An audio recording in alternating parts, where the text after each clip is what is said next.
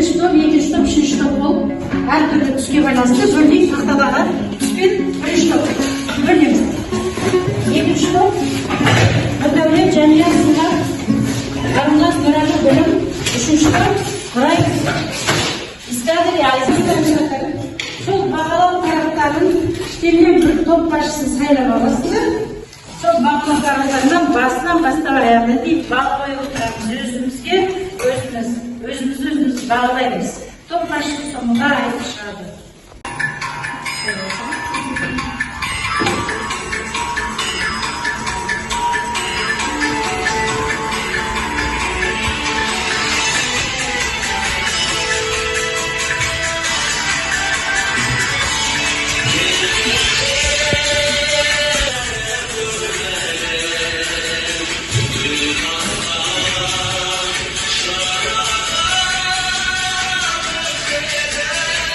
Bularda қалай аталады, кім айтады?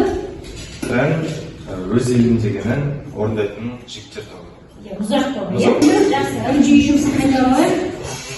Бірінші сұрақта бізде жауап береді, кім жауап береді? Шығарма қалай аяқталады дейді. Осы шашты әңгімесі қалай аяқталады дейді, толық оқып бердім, мадет.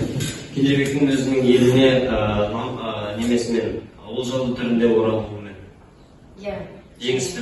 Жеңіспен оралуымен дейді. Жақсы, жарайсың. Келесі сұрақ, шашты әңгімесінде қай кезең оқиғасы айтылады? Ислам? Шығармада түркілер мен қазақтардың сол кездегі бір-бірімен жау болғандығы, және осы бір-бірімен жау болып, малдарын айдауға кететін кезең. Ежелгі жаңағы жаугершілік заман деп айтамыз, иә? Дұрыс айтасың, Ислам. Жақсы. Видеода нені көріп отырмыз? Кім айтады? Бұл бейнер айтылады, біз қазақ білші оқының жанынан бір екені туралы көрсетуге деп ойлаймын. Бәйге десе, кішкенасын жерге қояды. Дұрыс айтасың, өте жақсы, жарайсың, Нұрай. Суретте нені көріп отырмыз? Қайсың жарып көресіз? Жылқыны, бәйге, иә, дұрыс. Бәйге, түркіменде дейді. Мұстафа Шоқайдың қандай қатысы бар осы шақаға? Яғни Мұстафа Шоқай бізде Кенжебек Мұстафа Шоқайдың арғы бағасы.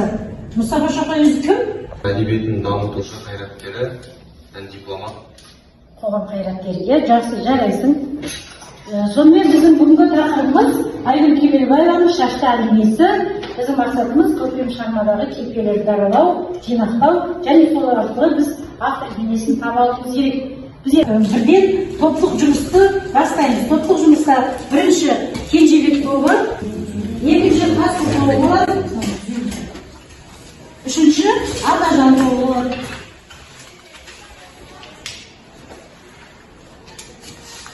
Комикстерді даралау, автор бейнесіне тоқталу. Бірінші топ түсінікті ма? Ноутбук құралдарда А3 беті жатыр. Автор бейнесін А3 бетіне жазамыз. Ал Кенжебекті комикс арқылы жаңағы ноутбук арқылы маған жібересіз деп тақтадан көрсетеміз, қорғаймыз. Екінші топ Қасқұлды видео жасап, камерамен жасап, жинақтап автор бейнесін көрсете алулар керек. Үшінші топ Атажанды топ медиа аудио жасап, автордың ойын көрсете алулар керек. Авторды Атажанның бейнесін жинақтап көрсете алулар керек. Түсінген ма тапсырма? Түсінікті орындаймыз.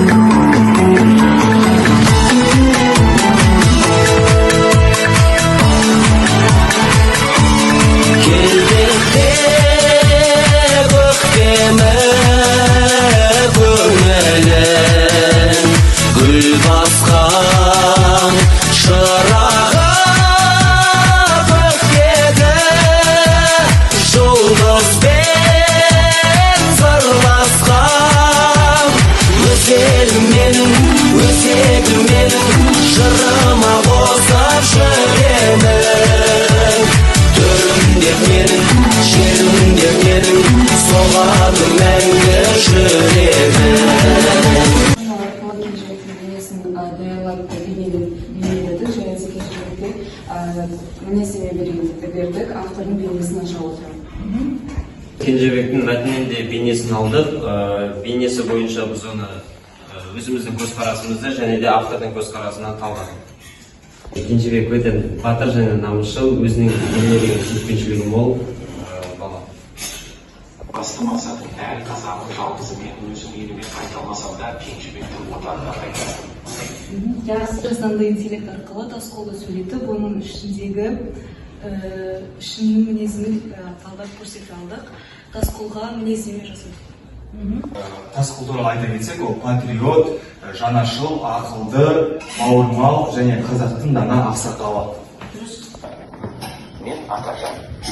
Бұл хатты ауыр жауапкершілікпен, жүрегімдегі өкінішпен аралында бас иіп отырып жазып отырмын. Көп жылдар бойы менің қолымда еркіндігінен айырылған қазақ балалары болды. Ол тарихтың қаралы беті, менің де арыма таңба салған іс. Сол жылдар мен күшке, қорқынышқа сүйендім, ал адамдықты кейінге ысырып қойдым. Алайда уақыт өте келе, мен сол жандардың көзінен өзгеше бір нұрды көрдім. Олар сынбағанын ұқтым, жоғалмаған намыстың иелері еді. Қандай ауыр хәлде болса да, бір-біріне туысындай қарап, үмітін үзбеген халық екендерінде ұқтым. Қазақ еркіндікке жаратылған, намысшыл әрі текті жұрт екенін сол кезде шын түсіндім. Сол себепті мен өз қатемді мойындап, қолымдағы барлық құлды бостандыққа жібердім. Бұл жасаған зұлымдығымды толық өтеді. Бірақ аралығындағы кеште болса бір қадам деп біліңіздер. Қазақ елі, сіздерден кешірім сұраймын. Атажанның өз кінәсін түсінгенін байқаймыз. Барлық қазақ халқын бостандыққа шығармай, өз қолына ұстағанын байқаймыз. Бірақ соңында бәрібір де өз кінәсін түсінді. Жақсы. Балалар алдарында стикер үстелде жапсырған бәрі үстелерде стикер жапсырып тұр. Кімнің үстеліндегі стикерде сұрақ бар? Қараңдаршы, кімнің стикерінің ішінде сұрақ бар? Қайсынан? Кімде бар? Жақсы. Атажан қандай адам? Атажан бізде өз өмірінде ақтөбе адам болған. Таскол ол намысшыл, Кітаптан берген үзінді жатыр, шығармадан не білем, сол үзіндімен жұмыс істейміз, сол үзіндіде автор қандай адам екенін табыңызшы? Автор қандай адам? Сонда нені жақсы көреді және өте намысшыл екенін көзге аңғаруға болады.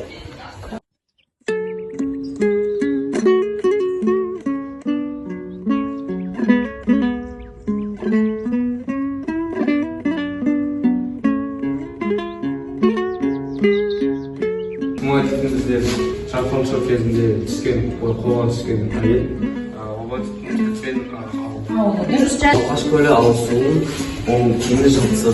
Неге жылқысы? Алдарда үзінді жатыр шығармадан сол үзінділерден біз қандай құндылықты көреміз?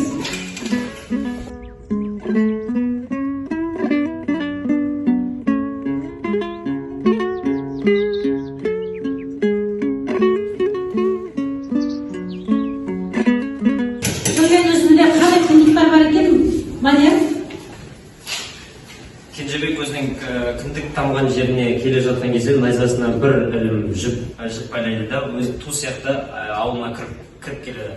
Бұл жерден Кенжебектің қандай патриотизм және де өзінің еліне деген сүйіспеншілігін байқауға. Өте жақсы, тамаша, жарайсың.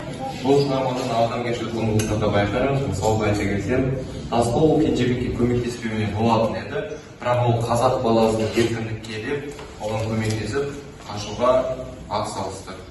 Жарайсың, Ислам.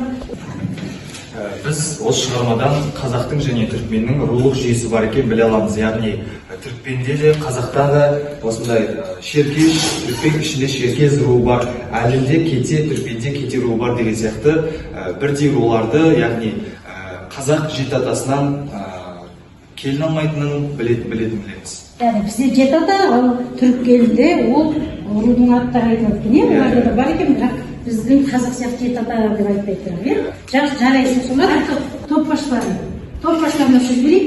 Өзін бағалау парақтарында қалай бағалап берді? Біздің топта бүкіл бағалар болатын, жаяз балалар бүкіл жеті критерияға сай болды. Жақсы, жарайсың, да? Тасколға он балаларымыз, себебі олар сабаққа белсенді қатысып, тапсырмаларды толықтай орындаған. Жарайсың. Біздің Таскол тобымызда барлық мүшелері шығарманы толықтай оқыған, сюжетін бәрін толықтай білеміз, яғни барлық сұрақтарға толықтай жауап беріп жатырмыз. Жарайсың. жазғы тобы Атажан тобына 10 балл деген қоямын, себебі олар топтық жұмыста аудиода Атажанның рөлін ашқан. Менің тобымда өте жақсы қатысты, себебі олар топтық жұмысқа да және өзге жұмысқа да өте белсенді қатысты. Атажан тобы Кенжебек тобын 10 балға бағалаймыз, себебі олар Кенжебектің патриот екенін барлығын айқын Байланысты сағымызға бүгінгі сабақта 3 б бойынша білгенім, менің білетінім, білгім келеді деген сұрақтар бойынша жауап берейік.